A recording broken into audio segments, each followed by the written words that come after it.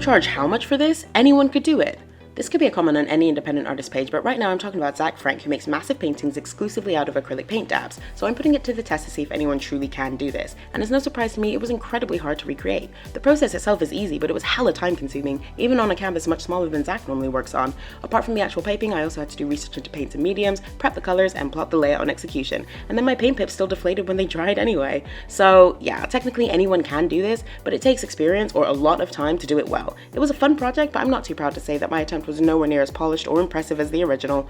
I am obsessed with Mrs. Pimple Popper. Like, I can sit there for hours just scrolling through Pimple Popper video after Pimple Popper video, and Pimple Popper is very fun to say, so I'm gonna not say it again, otherwise it's just gonna be a video of me saying Pimple Popper, Pimple Popper, Pimple Popper, Pimple Popper. Anyway, so when I saw I could make my own pimples to pop using a glue stick and some paper, well, I had to try it and I was very satisfied. The squeeze, though quite firm, was very gratifying.